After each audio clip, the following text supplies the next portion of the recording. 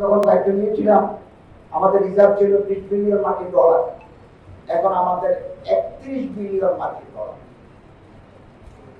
আর আমরা মুক্তিযুদ্ধের মাধ্যমে যে স্বাধীনতা অর্জন করেছি পাকিস্তানের কাছ থেকে, পাকিস্তান এই মুহূর্তে বাংলাদেশের 44% পাকিস্তানের 1 টাকা, মুদ্রার মান পাকিস্তানের চাইতে আমাদের বেশি, উন্নয়ন পাকিস্তানের চাইতে আমাদের বেশি।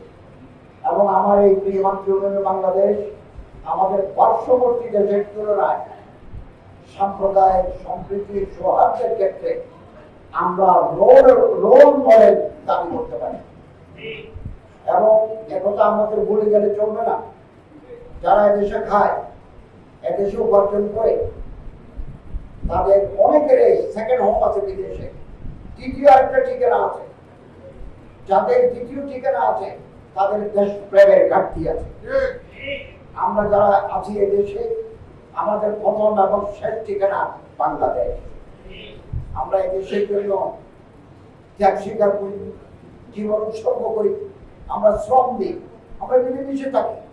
এটা আমাদের নিরাপদ নিবাস বাংলাদেশ। এবং যারা চুরি করে তারা চিরকাল চোর, অফিসার হলেও চোর, রাজনীতিবিদ হলেও চোর, উপদেষ্টা হলেও চোর। আসুন আমরা এই দেশকে ভালোবাসি এবং আমাদের ধর্মের একটা বিধান আছে। আমাদের নবী হযরত মুহাম্মদ সাল্লাল্লাহু আলাইহি ওয়াসাল্লাম বলেছেন, শরীরের 1 ফোঁটা রক্ত, 1 টুকরা মাংস, 1 টুকরা হাড় যদি অবৈধ উপার্জন দিয়ে গঠিত হয়, লা ইয়াদখুলুল জান্নাতা জুজুর হুদিয়া বিল হারাম।